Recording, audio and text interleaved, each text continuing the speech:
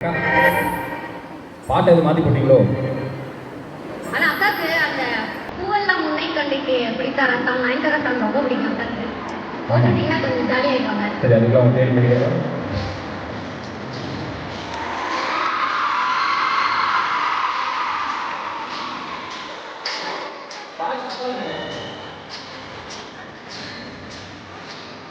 Super bro. இந்த கூட்டத்திலிருந்து வந்து ஏற்க வருவீங்க. மேனிக்கில் உட்கார வந்தாச்சு நம்முடைய அக்கா அவர்களை. நரதாங்கி நிஷாக்கா மீண்டும் ஒரு முறை அனைவரும் சார்பாக உங்களை வந்து இந்த விழாவுக்கு வர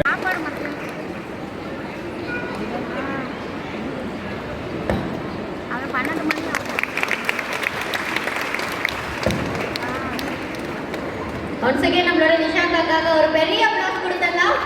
நரதாங்கிலேருந்து நம்மளுக்காக. அது மட்டும் இல்லாமல் இந்த ஆரி ஒர்க்கர்ஸ்க்கு ஸோ மச் நிஷாக்கா. எங்களுக்காக அப்படியே சும்மா விட்டுற மாட்டோம். ஒரு சில வார்த்தைகள் உங்களோட குரலை கேட்கறதுக்காக எல்லாரும் வெயிட் பண்ணிட்டு இருக்காங்க. ஒரு சில வார்த்தைகள் இப்பயே கொடுக்கணுமா?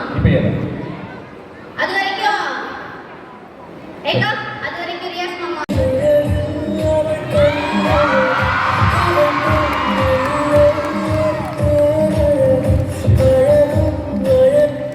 அப்ப இருந்து சொல்றேன், இந்த பாட்டை மாத்தி மாத்தி போட்டுருக்கீங்க. ஹலோ, இந்த டிஜே மட்டும் எங்கடா இருக்க? உள்ள ஒளிச்சிருந்தீங்கலாம். ஒரு பெரிய வணக்கம் எல்லாருக்கும். அந்த கடைசி வரைக்கும் இருக்கீங்க. டாக்டர் அரவிந்த் சாருக்கு ஒரு பெரிய கைத்தட்டல் கொடுங்க முதல்ல. என்னன்னா, ஒரு ஆண் வந்து ஒரு பெண்ணினுடைய தொழிலை மதிச்சு அது ஒரு வேர்ல்ட் ரெக்கார்டையும் தாண்டி இன்னைக்கு ஒரு மாநாடு மாதிரி இந்த நிகழ்வு ஏற்பாடு பண்ணியிருக்காங்கல்ல. ஸோ அதுக்கு ஒரு பெரிய பெரிய கைத்தட்டல் இந்த நிகழ்ச்சி ஏற்பாடு பண்ண எல்லாருக்குமே கொடுக்கணும். அரவிந்த் சார் அவங்க வைஃபுக்கும் கொடுக்கணும். அண்ட் ஷீலா திருச்சியிலேருந்து வந்திருக்கீங்க டார்லிங், தேங்க்யூ ஸோ மச் உங்கள் எல்லாருக்கும். அண்ட் மேடையில் இருக்க எல்லா பெரியவர்களுக்கும், முக்கியமாக பெண்களுக்கு என்னுடைய மகளிர் தின வாழ்த்துக்கள். சார் முறைக்காதீங்க சார், உங்களுக்கு கூட நான் ஆண்கள் தின வாழ்த்துக்கள் சொல்லிடுறேன் சார். சார் பார்க்குறாங்க வந்ததுலேருந்து பெண்களை மட்டுமே கொண்டாடிட்டு இருக்காங்க அப்படின்னு. ஸோ அப்பெல்லாம் கிடையாது. இங்கே நிறைய பேர் நான் அப்படி இறங்கி வந்த ஆரம்பிச்சதுலேருந்து ஒரு அம்மாலாம் என் அசாத்தி நாங்கள் எனக்கு உயிரே போயிடுச்சு. ஏன்னா இப்போதான் அவ்வளோ மேக்கப் போட்டு வந்தேன். இப்படின்னா என் என்ன ஆகும் யோசிக்க வேணாம். போகும்போது எங்க நிஷான் தேடுவீங்க எல்லாரும். சூப்பர். இந்த மாநாடு அப்படிங்கிற மாதிரி சொல்லும் போது எனக்கு ரொம்ப ஆச்சரியமா இருந்தது. இன்னைக்கு பெண்கள் எல்லா விஷயத்துலையுமே நம்ம ரொம்ப ஈஸியா உள்ள வந்துட்டோம். ஆனா முன்னாடி அப்படியெல்லாம் கிடையாது. எனக்கு தெரிஞ்சு இப்ப சமீப காலமா சின்ன சின்ன வேலைகள் படிக்காதவங்க கூட கைத்தொழிலை கத்துக்கிட்டு இன்னைக்கு நிறைய முன்னேறி வந்துட்டாங்க. அப்படின்னா பெண்கள் நமக்கு நம்ம நிறைய கைத்தொழில் நமக்கே கொடுத்துக்கணும். நம்ம அவ்வளவு மோட்டிவேட் ஆக ஆரம்பிச்சுட்டோம். ஒரு காலத்துலலாம் சொல்லுவாங்க அடுப்பூது பெண்களுக்கு படிப்பதற்குன்னு சொன்னாங்க. இன்னைக்கு அப்படிலாம் கிடையாது. படிக்கிற பெண்களால தான் பல வீட்டுல அடுப்பே எரியுது. அதுதான் சத்தியமான உண்மை. படிக்கிறாங்க, வெளியில வேலைக்கு போறாங்க, இவ்வளோ விஷயம் இருக்கு. எல்லாத்தையும் தாண்டி நல்ல கோட்டு பூசா உங்க கோட்டு பூசா பழசு தெரியுது பார்த்தாலே. யாராவது நான் பேசும்போது வெளியில வந்தீங்க மேக்கப்பை கலைச்சிட்டு கிட்ட வர வேண்டாம். எல்லாரும் உள்ள போய் ஒழிச்சுருங்க. ஸோ இவ்வளவு பேர் வந்து உட்காந்து போனா வந்த உடனே ஒரு கிராஸ் பண்ண உடனே ஒரு மேடம் கேட்குறாங்க, டிவியில நல்லா கலரா இருக்கீங்க. அது கலர் டிவி மேடம், இது பிளாக் அண்ட் ஒயிட்டு. முடிஞ்சா பாருங்க, முடியலனாலும் பாருங்க. இங்க பெரிய டார்ச்சரா இருக்கு நமக்கெல்லாம். எங்கேயும் வெளியில போக முடியல சார். அழகா பிறந்தது என் தப்பா சார்? தப்பான்னு கேட்கிறேன். நமக்கெல்லாம் உணவு பெண்கள் இருக்கீங்க. பாக்கியலட்சுமி சீரியல்ல இருந்து கதாநாயகிலாம் வந்திருக்காங்க. நமக்கெல்லாம் எப்பேற்பட்ட வீட்டுக்காரர் வரணும்னு ஆசை, எப்பேற்பட்ட கணவர் வேறு வரணும்னு ஆசை. ரியாஸ் மாமா மாதிரி எப்படி அவ அந்த 5 நிமிஷம் வச்சு பார்த்தா எவளுக்கு வர மாட்டான். இதை நாளை கட்ட வச்சு குடும்பம் நடத்துறேன், பேசாம இருக்கேன். உண்மையிலேயே நமக்கெல்லாம் எப்பேற்பட்ட புருஷன் வரணும்னு ஆசை தெரியுமா? பாண்டியன் ஸ்டோர்ல வர்ற மூர்த்தி மாமா மாதிரி இருக்கணும்னு ஆசை. கிராமம் வர்றது பூரா பாக்கியலட்சுமி கோபியா வருது. சொல்லக்கூடாது, உண்மையா சொன்னேன். கோபியை தானே சொன்னேன். கோபினோட இவ்வளவு கோபம் வருது உங்களுக்கு. அதுலேயே நிஜமா சொல்றீங்க. எங்க வீட்டுக்காரெல்லாம் தங்கமான மனுஷன். போன வாரம் 2 நாள் நைட்டு தூங்கவே இல்லை. நான் மேடையில தான் அவரை பயங்கரமா திட்டுவேன். மனசார அவரை ரொம்ப நேசிக்கிறேன். சரி, அவருக்கு ஏதாவது வியாதி வந்துருச்சாரு நேரம் டாக்டர்கிட்ட கூட்டிட்டு போனேன். டாக்டர் 2 நாளும் தூங்க மாட்டேங்கிறாரு. வரக்கூடாத வியாதி ஏதாவது வந்துருச்சா பாருங்க டாக்டர்னு. அவர் என்கிட்ட வந்து கேட்டார், வீட்டுக்கு யாராவது வந்திருக்காங்களான்னு. என் தங்கச்சி வந்திருக்கா, அவளை அனுப்ப அவன் தூங்கிடுவான். வீட்டுக்குள்ளேயே உள்ளகத்தை வச்சுக்கிட்டு இருக்கேன்னு. எனக்கு என்ன பெரிய சந்தோஷம்னா, இன்னைக்கு பெண்கள் நம்ம இவ்வளவு பேர் வந்து உட்கார்ந்துருக்கோம்ல, நான் ரொம்ப நேர்மறையா கேட்டுறேன். ஒரு காலத்துல நமக்கு இந்த சுதந்திரம்லாம் கிடையவே கிடையாது. ஆனா இன்னைக்கு இவ்வளவு சுதந்திரம் இருக்கு. நீங்க என்னெல்லாம் யோசிக்கிறீங்க, நீங்க என்ன வேணாலும் செயல்படுத்தலாம். ஒரு காலத்துல பொம்பளை பிள்ளை பிறந்தாலே பாவம்னாங்க, இன்னைக்கு அப்படியா இருக்கு? இன்னைக்கு பொம்பளை பிள்ளை தான் வேணும்னு எல்லாரும் ஒத்த காலில் நிக்கிறாங்க. அதுக்கு என்ன காரணம் தெரியுமா? நீங்க உங்க அம்மாவோட அம்மா அந்த காலத்தெல்லாம் யோசிச்சு பாருங்க. முடிஞ்சா உங்க அம்மாட்ட கூட அந்த விஷயத்தை நீங்க கேட்கலாம். எல்லா பெரியாஸ்பத்திரிலையும் 4 கிழவி உட்கார்ந்துருக்கு சார். அந்த கிழவி ஏன் உட்கார்ந்துருக்குன்னு எவனுக்குமே தெரியாது. எல்லா பெரியாஸ்பத்திரியும் உட்கார்ந்துருக்கும். யாருக்கு குழந்தை பிறந்தாலும் அந்த கிழவி வந்துடும்.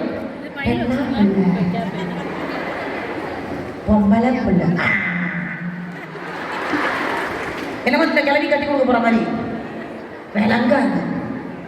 அப்படிதான் இந்த கிழவி யாருன்னா அந்த ஆஸ்பத்திரியில் இருக்க டாக்டர் கூட தெரியாது. எல்லா ஆஸ்பத்திரிலையும் ஒரு 4 கிழவி உட்காந்து என்ன பிள்ளை பொம்பளை இப்படியே சொல்லும். நம்மளால சாதாரண ஆள் கிடையாது.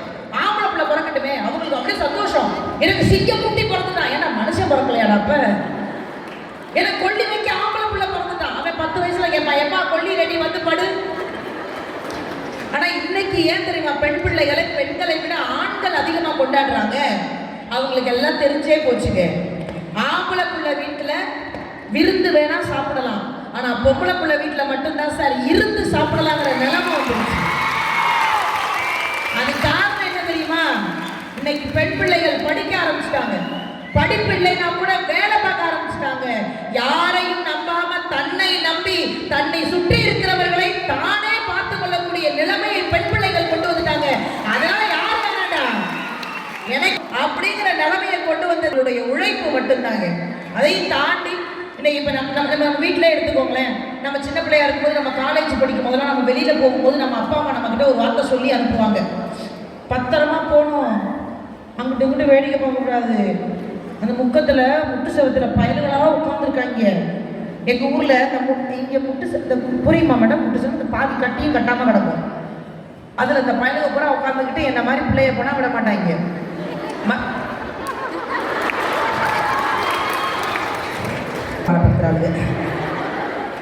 போடுவாங்க சார். அன்னைக்கு எங்க ஊர் அறந்தாங்கில நான் நடந்து போயிட்டு இருக்கேன். முன்னாடி ஒரு பிள்ளை போச்சு 35 அப்புறம் 40 எனக்கு ஒரு நப்பாசா 60-70 தேர்வுன்னு நான் கிராஸ் பண்றேன். கடைசியா இருக்கிறவன் சொல்றான், மச்சான் -99 உயிரோட தானே சுத்திட்டு இருக்கான்.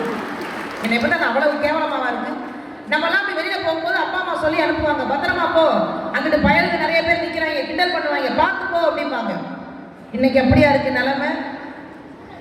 பயல்கள்கிட்ட சொல்லி அனுப்புறாங்க, பத்திரமா போங்கடா, அந்த குமார் மகன் அங்கதான் நிக்கிறான், உங்களை கிண்டல் பண்ணுவாளா? யாருப்பா விசிலு? யாரோ கிண்டல் வாங்கியிருக்காங்க. என்ன காரணம்னா, பெண் பிள்ளைகள் கிண்டல் வாங்கின காலெல்லாம் போய் இன்னைக்கு திரும்பி எதிர்த்து கிண்டல் பண்ணக்கூடிய தைரியம் வந்திருக்குல்ல, அந்த தைரியமே நமக்கு கிடைச்ச மிகப்பெரிய வெற்றிங்க. அதெல்லாம் நம்ம பெரிய ஏன் பொம்பளை பிள்ளை அழகு தெரியுமா? ஏன் ஆம்பளை பிள்ளைங்க நம்ம சும்மா இயற்கையிலேயே பெண் பிள்ளைங்க மைக்கு பொங்கல மாதிரி வைக்க, இயற்கையிலேயே பெண் பிள்ளைங்களுக்கு பொறுப்பு ஜாஸ்தி. நீங்க வேணா நினைச்சு பாருங்க, உங்க தெருக்கல்ல யாராவது வீடு கட்டும் போது இந்த மண்ணெல்லாம் கொட்டி வைப்பாங்கல்ல, மண்ணு ஜல்லி எல்லாம் கொட்டுவாங்கல்ல, அப்ப நீங்க இங்க கவனிங்களேன், மண்ணை கொட்டின உடனே அந்த தெருவில் இருக்க ஏதாவது ஒரு பொம்பளை பிள்ளை ஓடி போய் அந்த மண்ணில் வீடு கட்டுறேன். நீங்க நல்லா கவனிங்க, அழகா வீடு கட்டும், வீடு கட்டி இதான் எங்க வீடு அப்படின்னு சொல்லும். 5 நிமிஷத்துல அந்த தெருவில் ஒரு பையன் இருப்பான், ஓடி வந்து அந்த மண்ணை டப்புனு வரணும். வேற ஒன்றும் இல்லை, அதை ஆக்கும் இதை அழிக்கும்.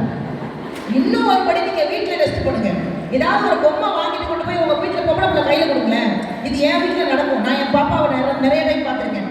அந்த பொம்மைக்கு பொட்டு வைக்கும், பூ வைக்கும், தலை சீவும், அதுக்கு ஒரு பேர் வைக்கும், அதை கொண்டு போய் சோட் கேஸ்ல வைக்கும். யார் சொந்தக்காரங்க வந்தாலும் என் ஃப்ரெண்டு அப்படின்னு எடுத்து அந்த பொம்மையை காட்டும். இது பொம்பளை பிள்ளை பண்ணும். நம்ம வீட்டுல ஒரு வானரம் ஒன்று இருக்கும், அதுக்கிட்ட அந்த பொம்மையை கொடுங்களேன். ஃபர்ஸ்ட் தலையை விற்கும், 2 காலை விற்கும். அன்னைக்கெல்லாம் என் பையன் ஒரு பொம்மையை கொடுத்து 5 நிமிஷத்துல 4ஆ பிச்சுட்டாங்க. பிச்சுட்டு என்கிட்ட வந்து சொல்றான், அம்மா உள்ள ஒண்ணுமே இல்லை அப்படின்னா, உனக்கு ஒண்ணுமில்ல, கொப்பனுக்கு ஒண்ணுமில்ல, போயிருக்காங்க. வச்சு நீங்களாம் மேய்க்கவே முடியாதுங்க. இதை விட பெரிய கொடுமை என்ன தெரியுமா? பள்ளிக்கூடத்துல கூட பாருங்க, இன்னைக்கு எல்லா ரிசல்ட் வரட்டுமே. பொம்பளை பிள்ளைங்க தான் ஸ்கூல்ல முதல் மார்க் எடுக்கிறதே நம்ம பிள்ளைங்க மட்டும்தான். படிப்புல கெட்டி, வீட்லயும் கெட்டி. நீங்க பள்ளிக்கூடத்துல பாருங்க, இவங்களை வச்சு மேய்க்கவே முடியாது மேடம். இந்த கடைசி பெஞ்சுன்னு ஒருத்தங்க இருப்பாங்க. ஆனா பொம்பளை பிள்ளைங்க நான்லாம் கடைசி பெஞ்சுப்பா. யாரெல்லாம் கடைசி பெஞ்ச் ஸ்டூடெண்ட்? அம்பட்டும் சார். நான் கூட 1-2 தேர்வு பார்த்தேன். எனக்கு பூரா என் டிபார்ட்மெண்டா இருக்கு. பரவாயில்ல விடுங்க, நம்ம லாஸ்ட் பெஞ்ச் ஸ்டூடெண்ட் நல்லா இருக்கும். நம்மளாம் இந்த லாஸ்ட் பெஞ்ச் ஸ்டூடெண்ட்டுக்கும் ஃபர்ஸ்ட் பெஞ்ச் ஐயா மைக்கு சூப்பராக கையை கட்டிட்டு உட்காந்துருக்கலாம் கொஞ்ச நேரம். நல்ல மைக்கு வச்சுன்னா பேசிட்டு என் வீட்டுக்கு போவேன், நீனா மகனே உன் வீட்டுக்கு வருவேன். நிஜமா சொல்றீங்க, இந்த லாஸ்ட் பெஞ்ச் ஸ்டூடெண்ட்டுக்கும் முதல் பெஞ்ச் ஸ்டூடெண்ட்டுக்கும் ஒன்றும் பெரிய வித்தியாசம்லாம் கிடையாது. டீச்சர் ஒரு ஜோக் சொன்னா படார்னு சிரிச்சிட்டான்னா அவன் முதல் பெஞ்ச். டீச்சரையே ஜோக்கான்னு வச்சு சிரிச்சுக்கிட்டே இருந்தான்.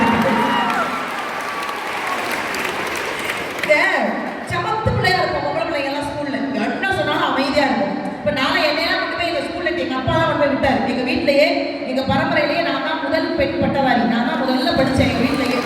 கொண்டு போய் எங்க அப்பா ஸ்கூல்ல இருக்கும்போது எல்லா அப்பாக்களுக்கும் இருக்கிற மாதிரி ஒரு ஆசை. அந்த மனுஷனுக்கு என்னை பெரிய ஆளாக்கணும்னு ஆசைப்படுறது.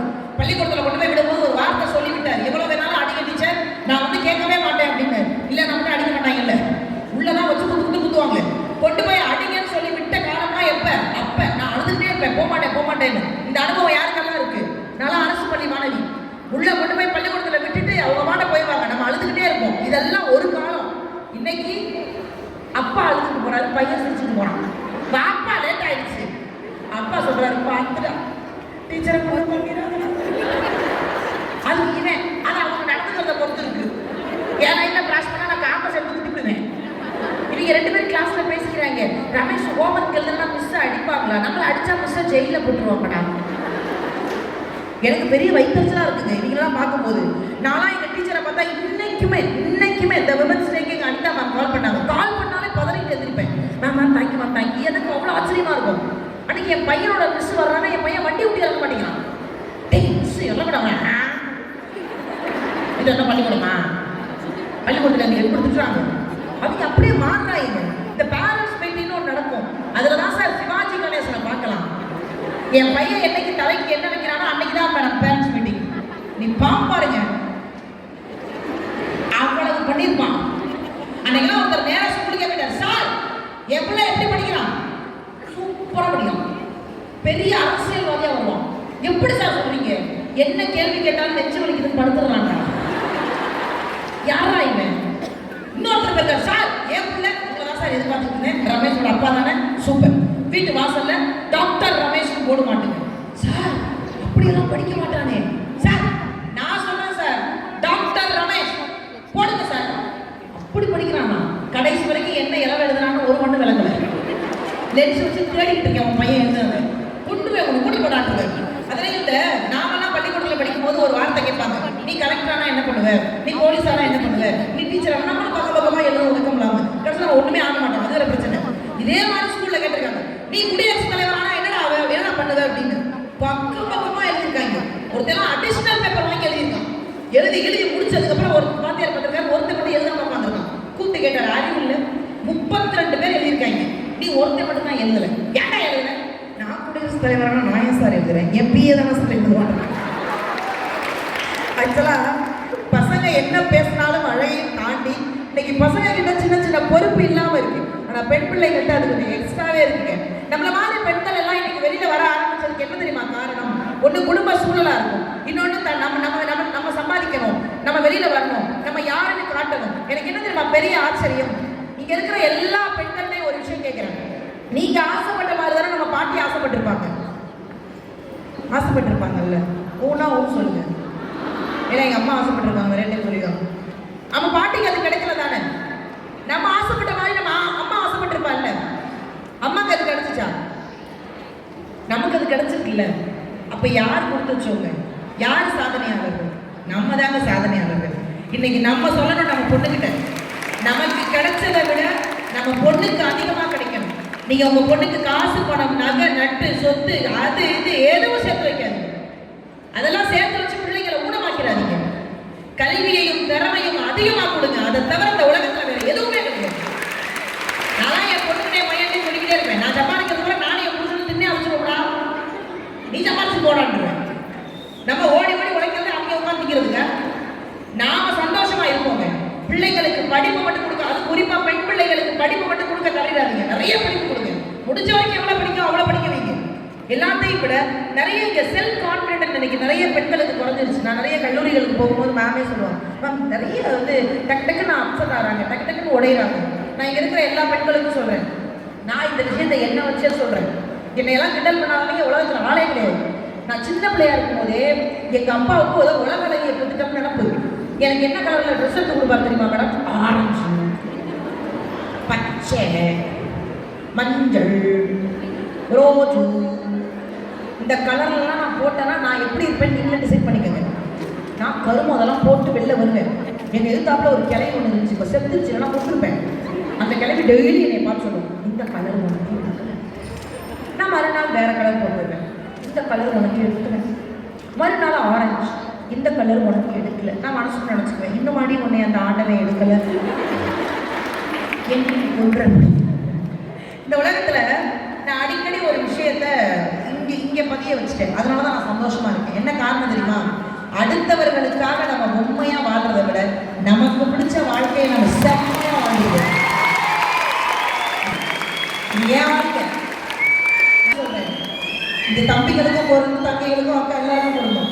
இந்த உலகத்துல யார் மிகப்பெரிய அழகு? கண்ணாடி முன்னாடி போய் நில்லுங்க. நான் இன்னமும் சொல்லுவேன், அடுத்தவன் பார்த்து ஏய் நீ சூப்பரா இருக்கே அப்படின்னு சொல்லணும்னு எதிர்பார்த்தீங்கன்னா உங்க சுயமரியாதை அங்கே தோத்து போச்சுன்னு அர்த்தம். உங்க தன்மானத்தை நீங்க இழந்துட்டீங்கன்னு அர்த்தம். எவ்வளவு உங்களை பார்த்து நீ அழகா இருக்குன்னு சொல்லணும்னு நினைக்காதீங்க. கண்ணாடி போய் நின்று வடிவேல் மாதிரி சொல்லுங்க, இவ்வளவு அழகா ஆண்டவா ஏதோ படைச்ச. கண்ணாடி வெடிக்கிறது. இந்த உலகத்திலேயே நாம தான் அழகு. நம்மளை விட யாருக்கு அழகு இருக்க முடியும்? அப்படி நினைச்சு வாழ்க்கையை ஓட்டுங்களேன். இப்போ என்னையெல்லாம் பிக் பாஸ் பற்றி தான் பேசியிருந்தாங்க. என்னையெல்லாம் பொண்ணு பார்க்கறதுக்கு நான் இங்கே இருக்க எப்போவுமே சொல்லுவேன், பொண்ணு பார்க்க வரும்போது சொந்த ஜோலியோட வந்து பார்த்துருங்கடா, தனியாக வராதிங்க. எங்கள் வீட்டுக்காரர் என்னை பார்க்க வரும்போது சவுதி அரேபியாவில் இருந்தார் மேடம். எங்கள் மாமியார் தான் வந்து பூ வச்சுட்டு போனாங்க. 15 நாள் கழிச்சு அவர் வந்தார். வந்தவர் சொல்லிட்டு வந்திருக்கலாம்ல, பைத்தியம் சர்ப்ரைஸா. நான் ஒரு சர்ப்ரைஸ் கொடுத்தேன் அவருக்கு. நைட்டியோட வாசல்ல நின்னேன். நான் நைட்டு விட எப்படி இருப்பேன் பிக் பாஸ்ல போய் பார்த்துக்குவாங்க எல்லாரும். 77 நாள்ல விளக்கமாத்தால அடிச்சு வெளில வரட்டி விட்டாங்க. வெளியில வந்து முதல் போன் எங்க வீட்டுக்காரர் தான் போன் பண்ணேன், ஏங்க ஓட்டு போட்டீங்களா? போட்டேன். ஓட்டு போட்டா நான் எப்படி வெளியில வருவேன்? நீ வெளியில வரணும் தான் வேற ஆளுக்கு ஓட்டு போட்டேன். நைட்டே போட்டு சுற்றி தெரியல. நான் நைட்டியோட வாசல்ல நின்றுட்டு இருந்தேன். எங்க வீட்டுக்காரர் அப்படி கிராஸ் பண்ணும்போது எங்க அம்மா பார்த்துட்டாங்க, எதுக்கு வாடு மாப்பிள்ள வர்றாரு வீட்டுக்குள்ள ஓடி வாண்டாங்க. நான் வெக்கப்பட்டு வீட்டுக்குள்ள ஓடு, அந்த மனுஷன் என்னைய பார்த்து வீட்டை விட்டு ஓடு. நீ காண்டா கொடுத்தா எவன்டா படைச்சாங்க. ஆனா கல்யாணம் ஆகி ஒரு 2 வருஷம் சார், நீங்க நம்ப மாட்டீங்க சார், நீங்க யாருமே நம்ப மாட்டீங்க. நீங்க யாருமே செய்யாத ஒரு சிரிக்கிறீங்க சார், நீங்க யாருமே செய்யாத ஒரு விஷயத்த அந்த மனுஷன் பண்ணாரு. கல்யாணம் ஆகி 2 வருஷமா என் முகத்தை தவிர வேற யார் முகத்திலையும் அந்த மனுஷன் முடிச்சது இல்லை. என்ன சொல்லுவோம்ல, ஒரு 2 நிமிஷம் கேட்க முடியும், உயிரை வாங்கி தொலையாம அதுக்குள்ளே அவனுக்கு ஆர்வம். 2 வருஷம் கண்ண முடிக்குவாரு. தகுமுடி பின்னாடி எங்க மாமியார் சொல்லுவாங்க, நான் துள்ளி குச்சி வருவேன் மான் மாதிரி. அவர் முன்னாடி அப்படி நிற்பேன், கண்ணை முடிக்குவார். அப்படி கண்ணை திறந்து பார்ப்பார், ஈர இழிப்பேன், திருப்பி தூங்கிடுவார். நான் திறந்து பார்த்தேன், லூஸால லூஸ் மாதிரி நடிக்கிறாங்க. முடிச்சு பார்த்தா எந்திரிச்சு வேலைக்கு தான் போகணும். ஒரு நாள் கேட்டேன், ஏன் தங்கம் முடிச்சு பார்க்குறீங்க, என்னையை பார்த்தாலும் தூங்கிடுறீங்களே ஏன்னு கேட்டேன். இல்லை முடிச்சு பார்ப்பேன், இருட்டா இருக்கும், விடியல பறந்து தூங்கிடுவேன். என்னை பார்த்தா அந்த விடியாமூச்சி மாதிரியா இருந்திருக்கு.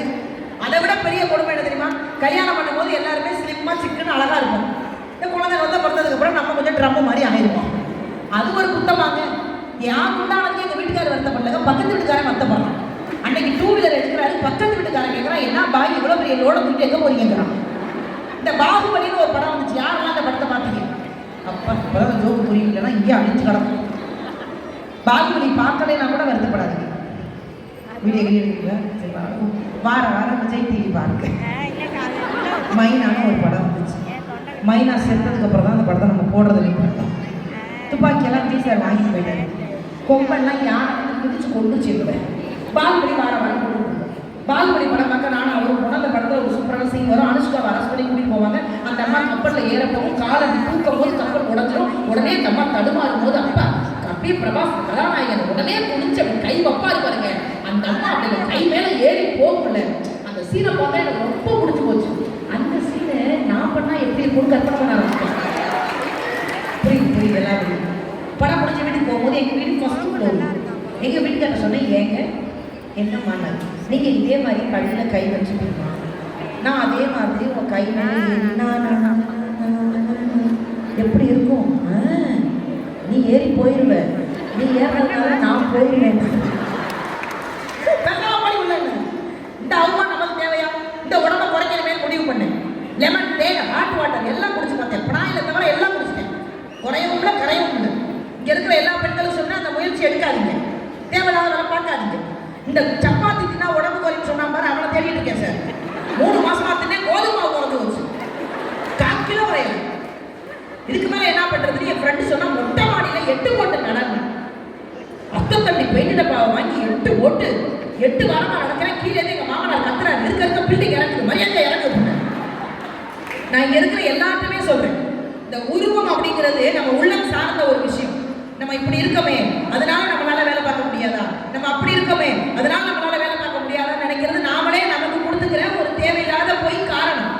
யார் எப்படி இருந்தாலும் நான் அடிக்கடி எங்கள் வீட்டுக்காரர் சொல்லுவேன், நம்மளை நேசிக்கக்கூடிய இதயம் நம்மளை சுற்றி இருக்கும்லம்மா, நம்ம அம்மாவா இருக்கலாம், அப்பாவா இருக்கலாம், கணவராக இருக்கலாம். எங்கள் வீட்டுக்காரர் அடிக்கடி சொல்லுவேன், நீங்கள் ரொம்ப விளையாட்டு இருக்கீங்க, கடற்கனே ஏதோ வல்கடையமாக கல்யாணம் பண்ணி வச்சுட்டாங்க ஃபீல் பண்ணியாப்பா நான் அடிக்கடி சொல்லுவேன். அப்போ அவர் அடிக்கடி ஒரு வார்த்தையை சொல்லுவார், நீ உலக அழகி இல்லைன்னு எனக்கும் தெரியும், ஆனால் என் உலகத்தில் நீ மட்டும்தான் அழகின்னு உனக்கு இன்னமும் தெரிய மாட்டேங்குது. நம்மளை நேசிக்கக்கூடிய உள்ளம் நம்மளை சுற்றி இருந்துக்கிட்டே இருக்கும். அடுத்தவர்களுக்காக ஏதாவது ஒரு விஷயத்தை நீங்கள் யோசிக்காம நமக்கு என்ன பிடிக்குது, நம்ம என்ன பண்ணணுங்கிறத மட்டும் யோசிங்க. வறுமையை காரணமாக காட்டாதீங்க. இப்போ சமீபத்தில் நான் சமூக வலைதளத்தில் ஒரு விஷயத்தை பதிவு பண்ணேன். நாங்கள் மகேஷ் மேலே துபாய் போனோம். அப்போ சகோதரி காசிமா எத்தனை பேருக்கு தெரியும்டா அவங்க. இப்போ நேற்று கூட சிஎம் சார் முன்னாடியே ஒரு பேசியிருந்தா, நியூஸில் நீங்கள் பார்த்துட்டு தான் தெரிஞ்சிருக்கோம். காசிமா யாரும் தெரியாது இல்லை, கேரமில் நம்முடைய இந்திய நாட்டிற்காக 3 கோல்டு மெடல் அடித்தவர். ஜஸ்ட் இப்போதான் 3 கோல், ஒன்று இல்லைங்க 3, சிங்கிளில் டபுளில் குரூப்பில் 3 அடிச்சுட்டான். அவள் என் பக்கத்துலாம் ஃப்ளைட்டில் உட்காந்துருந்தான். ஏர்போர்ட்டில் சரியாக இருந்த நான் பேசலை, ஏன்னா அவள் எப்படி பேசுவான்னு எனக்கு தெரியல. ஆனால் ஃப்ளைட்டில் என் பக்கத்தில் உட்காந்தாலா, என் பக்கத்தில் யார் உட்கார்ந்தாலும் ஆபத்து உங்களுக்கு. ஏன்னா நான் தூக்கும் போது மட்டும்தான் பேசாமல் இருப்பேன். எங்கள் அம்மா சொல்லுவாங்க, நிஷாவை தூக்கும் போது மட்டும்தான் யாராலையும் ரசிக்க முடியும், முடிச்சுதான் இந்த விட பேசியிருப்பேன். அவனோட பேசுவேன், உங்கள் பரம்பரையிலே கேட்பேன். நான் 10 நிமிஷம் என்கிட்ட நீங்கள் ஃப்ரெண்ட் ஆயிடலாம். நான் அந்த பிள்ளைகிட்ட பேச ஆரம்பிச்சப்ப சொன்னேன், அமெரிக்காவில் நடந்த காம்படிஷன் லோக்கலில் நடந்தால் கூட பயம் இல்லாமல் இருக்கும், இப்படி அமெரிக்காவில் போய் அவங்க 1-2 வாங்கியிருந்த பரவாயில்ல, இப்படி 3 கோல்டு மெடல் வாங்கின காசிமா அப்படின்னு. அவனுக்கு அவ்வளவா பெருசாக பேக்ரவுண்ட்லாம் இல்லை, எதுவுமே இல்லைங்கிறது பார்க்கும்போது தெரிஞ்சுது. அது ரொம்ப அழகாக ஒரு விஷயம் சொன்னாங்க. அக்கா எங்க சொந்த வீடெல்லாம் கிடையாது, எங்கள் அப்பா ஒரு ஆட்டோ ஓட்டுறாரு, எங்களுக்கு சொந்த ஆட்டோவும் கிடையாது. எனக்கு அந்த கேரம் விளையாடும் போது ஒரே ஒரு ஆசைப்பட்டு இந்த இடத்துல இருந்துகிட்டே இருந்துச்சு, என் அப்பாவுக்கு ஒரு சொந்த ஆட்டோ வாங்கி கொடுக்கணுங்கிற ஆசை மட்டும் இருந்துச்சு. என் வறுமை இவ்வளவு நாளாக எனக்கு அது தடையாக இருந்தது. இதில் ஜெயிச்சா என் அப்பாவுக்கு ஆட்டோ வாங்கி கொடுக்கணும்ல, அந்த குழந்தைக்கு தெரியல, இதில் ஜெயிச்சா நீ தாண்டா உலகத்துக்கே தங்கம் மங்கைன்னு. அவனுடைய கனவு பாருங்களேன், வறுமையெல்லாம் பெருசாக நினைக்கல, தன் அப்பாவுக்கு ஏதாவது செய்யணும், தன்னை சார்ந்தவர்களுக்கு ஏதாவது செய்யணும்னு யோசிச்சு இன்னைக்கு 3 கோல் மெடல் அடிச்சால. இருக்கிற எல்லாருக்கும் சொல்றேன், ஏதோ ஒரு வகையில நம்ம சாதிக்கிறதுக்கும் நம்ம அடுத்த அடி எடுத்து வைக்கிறதுக்கும் நம்ம பின்னாடி நம்மளை உந்துறதுக்கு ஆள் நிறைய பேர் இருப்பாங்க. இப்ப இங்க உங்களுக்கு நிகழ்ச்சி ஏற்பாடு பண்ணி கொடுத்துருக்காங்கல்ல, இவங்க கூட நீங்க முன்னேறதுக்கு ஒரு காரணமா இருப்பாங்க. எப்பவுமே நான் அடிக்கடி சொல்றது, இந்த மகளிர் தினமா கொண்டாடுறதுலாம் எனக்கு விருப்பமே கிடையாது. மகளிர் நான் அடிக்கடி நான் ஏன் நிறைய பேர் என்ன சொல்லுவாங்கன்னா, இந்த வார்த்தையை நீங்கள் சொல்லாதீங்க மேடம், எனக்கு பிடிக்காது. இந்த ஒரு நாள் தான் எங்களை கொண்டாடாதீங்க, இதெல்லாம் எங்களை கொண்டாடாதீங்க. எங்களை வருஷம் முழுக்க கொண்டாடுங்க, நாங்களும் உங்களை வருஷம் முழுக்க கொண்டாடுறோம். நாங்கள்லாம் வருடம் முழுக்க கொண்டாடக்கூடியவர்கள் தான். என்ன காரணம் தெரியுமா? ஆண்களே பெண்களுக்குள்ளே அடக்கம் தான். என்னைக்குமே எங்களை மீறி ஆண்கள் கிடையாது. இது எத்தனை பேர் ஒத்துக்கிறீங்க? ஒத்துக்கலாம், என்ன ஒத்துக்கவே இல்லைங்க, கைத்தட்டா சொல்ல முடியும். நம்ம என்ன காரணம் தெரியுமா? ஆண்களை ஆங்கிலத்தில் ஹீன்னு சொல்லுவோம், பெண்ணை ஷீன்னு சொல்லுவோம். ஷீக்குள்ளதாங்க ஹீயே இருக்கு. ஆங்கிலத்தில் பெண்ணை உமன்னு சொல்லுவோம், உமனுக்குள்ளதாங்க மென்னே இருக்கு. ஆங்கிலத்தில் பெண்களை ஃபீமேல்னு சொல்லுவோம், ஃபீமேலுக்குள்ளதாங்க மேலே இருக்கு. எல்லாம் நமக்குள்ளதான் இருக்கு. என்னை பொறுத்தவரையில் பெண்கள் தினம் என்பது வெறும் பெண்களை மட்டும் கொண்டாடக்கூடிய தினமாக இருந்துடக்கூடாது. பெண்களை யாரெல்லாம் கொண்டாடுகிறார்களோ அவர்களையும் பெண்கள் கொண்டாடக்கூடிய தினமாக இருக்க வேண்டும். நம்மளை யாரெல்லாம் கொண்டாடுறாங்க, நம்மளை யாரெல்லாம் வெளியில இருந்து அழைத்து பார்க்கறாங்க, நம்முடைய கனவை அவர்கள் கனவாக யாரெல்லாம் சுமக்கிறாங்க, அண்ணனா இருக்கலாம், தம்பியா இருக்கலாம், அப்பாவாக இருக்கலாம், கணவனாக இருக்கலாம், எல்லாருக்கும் இந்த மாசம் முழுக்க நம்ம நன்றி சொல்லிக்கிட்டே இருக்கோம். நாங்க ஜெயிக்கிறதுக்கு நீங்க காரணம். அதனால உங்களுடைய வெற்றியும் எங்களுடைய வெற்றியாக இருக்கட்டும். எல்லா ஆண்களுக்கும் ஒரு பெரிய பெரிய பெரிய கைத்தட்டல் கொடுத்துடலாம். இந்த மகளிர் தினம் ரொம்ப சிறப்பா, அதுவும் ஆரி வந்து ஒரு எனக்கு தெரிஞ்சு இன்னைக்கு நான் உண்மையிலே தெரிஞ்ச ஆரி ஒரு ப்ளவுஸ் தான் காலையில் எடுத்து போட்டேன். எல்லாம் நீங்க வந்தீங்க அப்படிங்கிறதுக்காக தான், உங்களை விட நமக்கு அழகா இருக்கணும் அப்படிங்கிறதுக்காக ஆரி ஒர்க் மாநாடு. என்னை பொறுத்த வரைக்கும் சின்ன சின்ன தொழில், ஒரு கூடை பின்றவங்க கூட இன்னைக்கு சாதிக்க ஆரம்பிச்சிட்டாங்க. அதுல என்ன வெரைட்டி கொடுக்கலாம், அதுல என்ன நம்ம மற்றவங்களுக்கு வித்தியாசமா இருக்கணும்னு காட்ட ஆரம்பிச்சாங்க. ஸோ இங்கே இருக்க நிறைய பெண்கள் இருக்கீங்க. யார் என்ன சொன்னாலும் எதை பற்றியும் கவலைப்படாதீங்க. உங்கள் வாழ்க்கையை நீங்கள் தேர்ந்தெடுத்து ஓட ஆரம்பிங்க. வறுமையை பார்க்காதீங்க. நம்மளை யாரும் கிண்டல் பண்ணுறாங்கன்னு யோசிக்காதீங்க. நம்மக்கிட்ட காசு பணம் இல்லைன்னு யோசிக்காதீங்க. திறமைன்னு ஒன்று இருந்ததுன்னா யார் வேணாலும் நம்மளை தேடி வருவாங்க. அதை மட்டும் நம்பிக்கை வச்சு, உங்கள் உழைப்பு மேலே நம்பிக்கை வச்சு உங்கள் வாழ்க்கையை நீங்கள் தொடர்ந்து ஓடிக்கிட்டே இருங்க. உங்கள் எல்லாருக்குமே என்னுடைய மகளிர் தின வாழ்த்துக்கள். சந்தோஷமாக இருக்கேன், ஹாப்பியாக இருக்கேன். தேங்க்யூ.